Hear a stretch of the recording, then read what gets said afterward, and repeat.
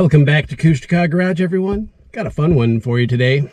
Today we're going to be working on Old Pig, the Alaskan Overland Rig, Pig's at 2001, LB7 Duramax, GMC Sierra 3500 Crew Cab Long Bed Dually with a freshly rebuilt 1982 Paris Valley camper on it. We're going to be changing out the wiper motor pulse board. Part number 906118 for the Dorman part. This is what they look like. Now, what do they do and why do you need one? And how do I know that mine needs to be replaced? So if you came across this video, you might be in a similar circumstance. Your wipers stopped working in every position except full blast.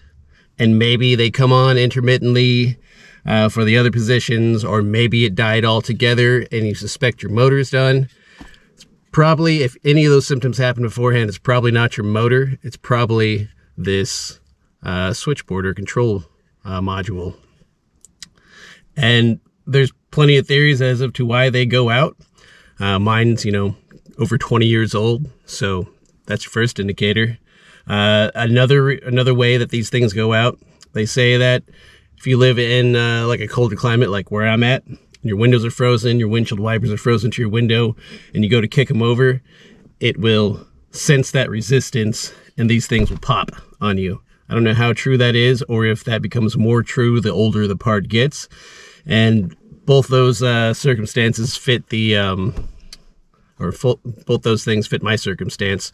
One, live in Alaska. I am sure that I tried turning these on while the windows were still frozen, or I left the windshield wipers on and they froze. Turned on my truck, windshield wipers tried to go, started banging this thing up.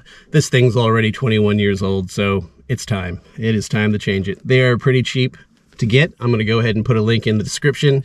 And to get to this, looks like it's going to be pretty straightforward. I only see a couple spots for screws, and of course you got your plug in here.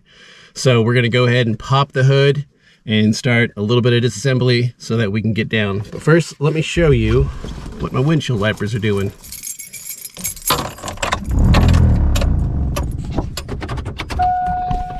Okay, so windshield wipers, nothing,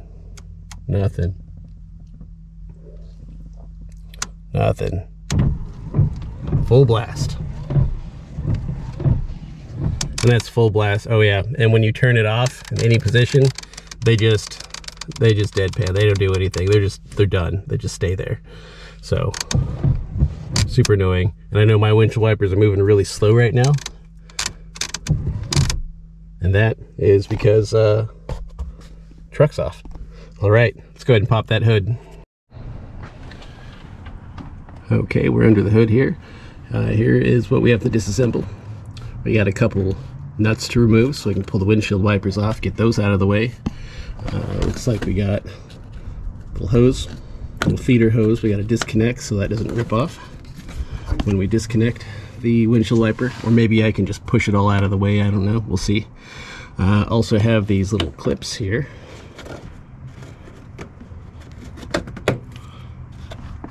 Going all the way down, and this will allow us to pull this cover off.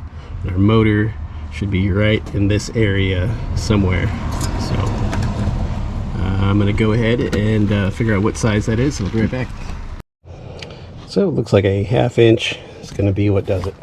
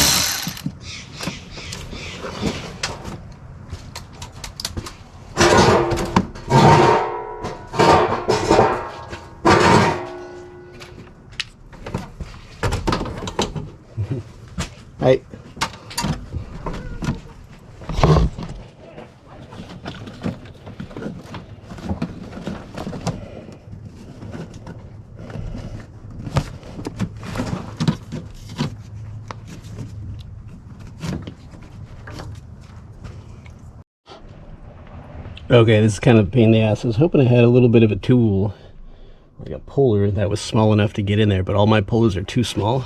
However, if you just gently work it back and forth, you can get it to pop off there.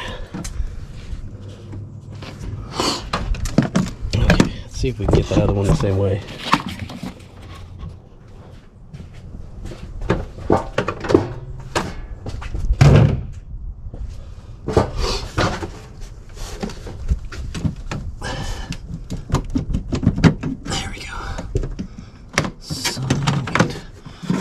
Okay, now these clips just pull right out. 1, 2, there should be 3. I'm missing 1, missing quite a few actually.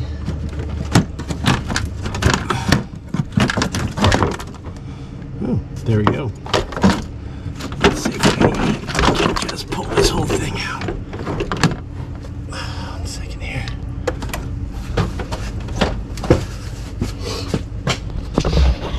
A little bit of a snag right here. There.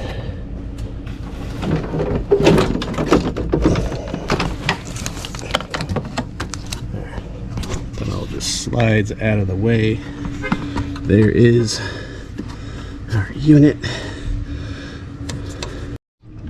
Okay, I can't get my fingers in there, so this plate is coming off. Looks like we got 3 10 mils. 4 10 mils.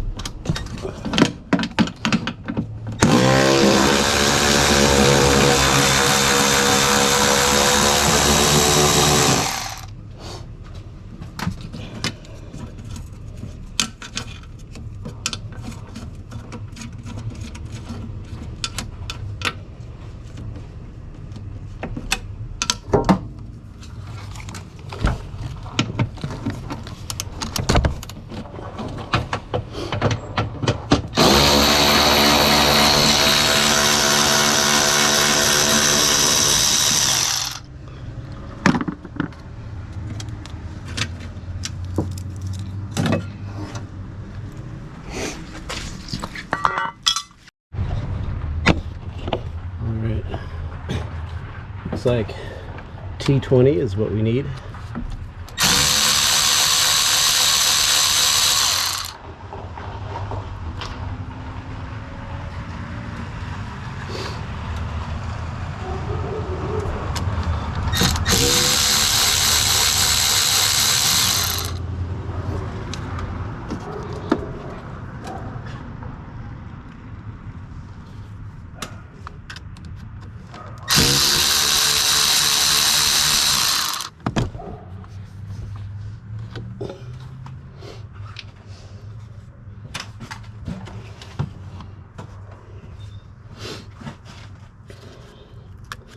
And this should come right out.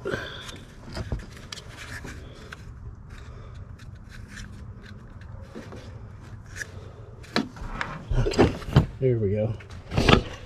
That's what it looks like. Go ahead.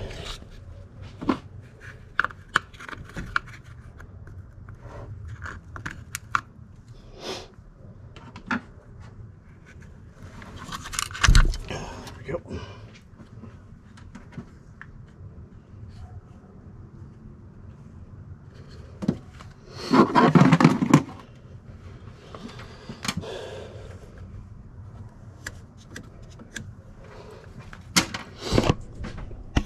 Okay. Here is your side-by-side shot. You can tell it is the same part. This one is a little gooped up, but it should go back in pretty easy, and hopefully it works. So let's find out.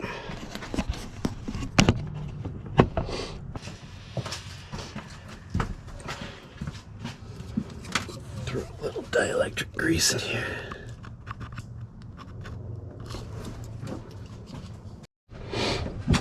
Okay. I just used a little bit of gasket maker that I have laying around. Hopefully that does the trick.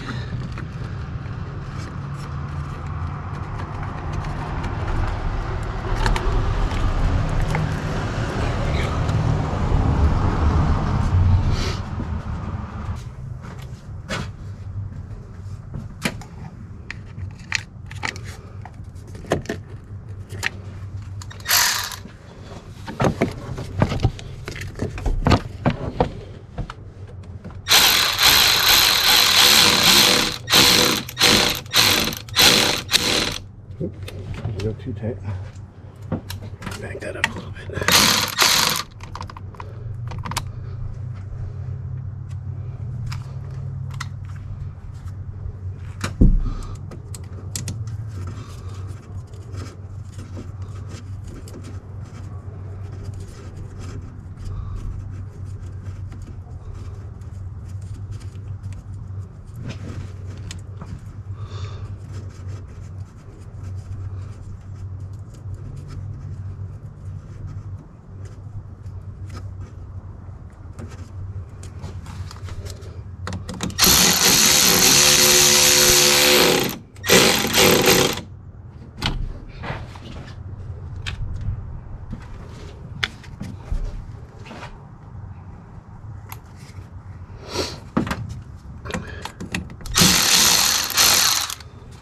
Back a little bit.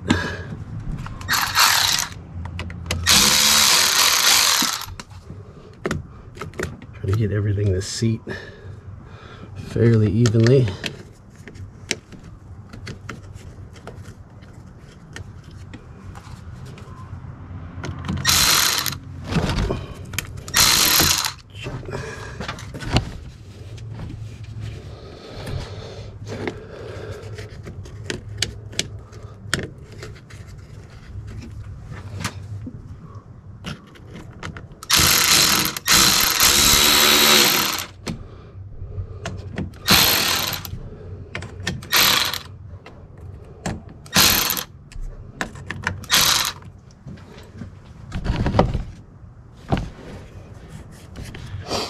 Feels like it's on there.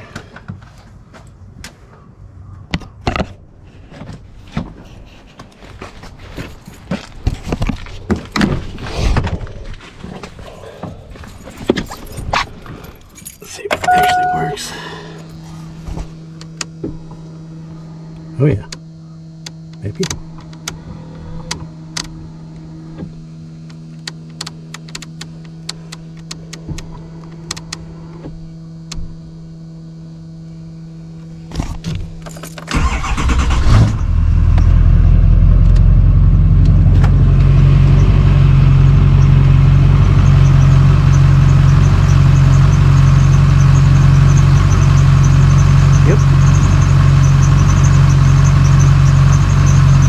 Flipping the switch up slowly.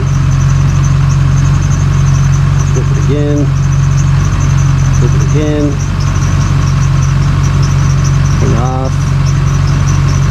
First position.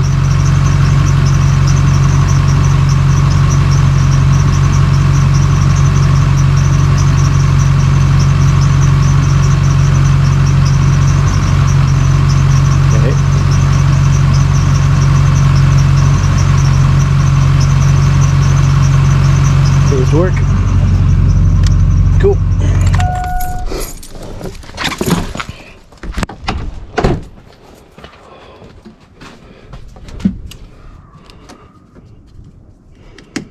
Seems like it's on well enough.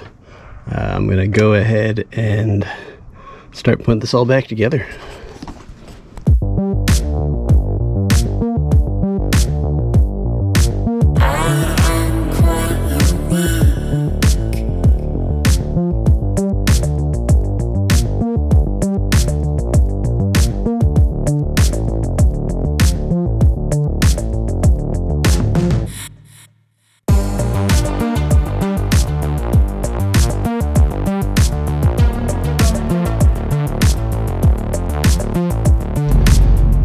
Okay, see how we did here.